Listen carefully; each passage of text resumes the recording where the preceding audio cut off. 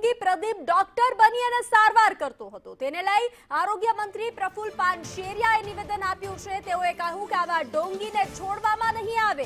Degree ના હોવા છતાં ગંભીર ઓપરેશન કરે છે।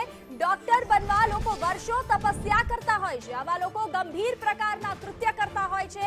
મેં પણ વિડિયો જોયા છે, ગંભીર બાબત દેખાઈ છે।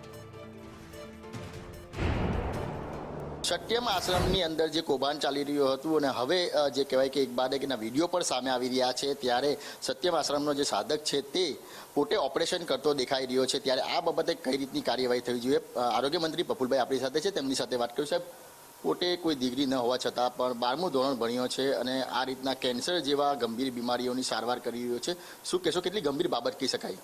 આવા પહેલાં તો હું વિનંતી કરું છું કે જેની પાસે ડિગ્રી છે એવા ડૉક્ટર પાસેથી ને આપણે સારવાર લેવી જોઈએ। આવા લેભાગુ તત્વો કે દોરા ધાગા કરીને જીવન સાથે ચેડા કરનારા પાસે સારવાર ન લેવી જોઈએ એવી વિનંતી। આમાં આ કેસની અંદર પણ મેં વિડીયો જોયા છે, સોશિયલ મીડિયામાં પણ જોયું છે।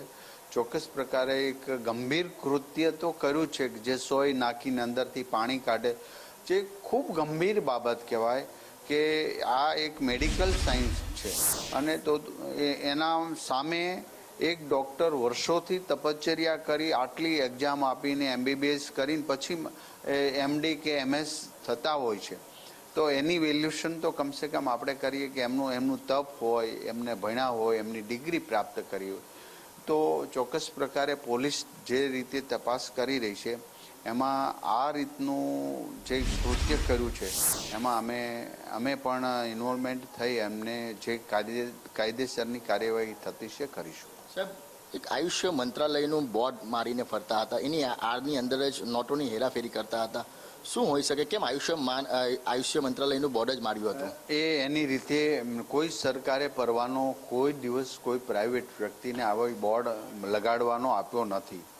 હું હજી પણ કહું છું, આવા લોકો જ્યાં જ્યાં બોર્ડ લઈને ફરતા હોય કે ઘણા માનવ અધિકારના કે પહેલા એ લોકો બોર્ડ અને ગાડી બતાવીને લોકો ઉપર, જે સામાન્ય લોકો ઉપર એક ઇમ્પ્રેસ પાડવાનો પ્રયાસ કરતા હોય છે, તો આનાથી ક્યારેય ઇમ્પ્રેસ થવાની જરૂર નથી અને એ પ્રકારની પણ એક્શન લેશું। સાહેબ, અલગથી ગુનો દાખલ થવો જોઈએ, કારણ કે ડિગ્રી નથી એની પાસે, તો બી હાર્ટની પછી કેન્સર જેવી ગંભીર બીમારીઓની સર્જરી કરી છે, લોકો તેની પાસે જઈ બી રહ્યા છે, સર્જરી પણ કરાવી રહ્યા છે। ચોક્કસ પ્રકારે આ ગુનો જ કહેવાય અને ખૂબ ગંભીર બાબત છે અને એ બાબતમાં અત્યારે તો હજી દેશદ્રોહની પ્રવૃત્તિની અંદર પોલીસ તપાસ કરી રહી, પોલીસને પણ અભિનંદન, સાચું આવું બહાર નીકાળ્યું છે।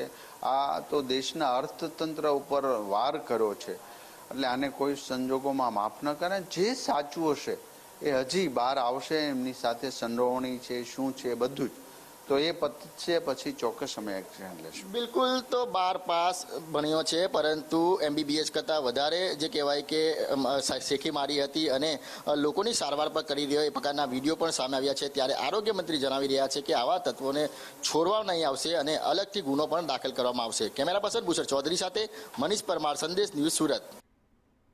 તો હાલ આ બુલેટિન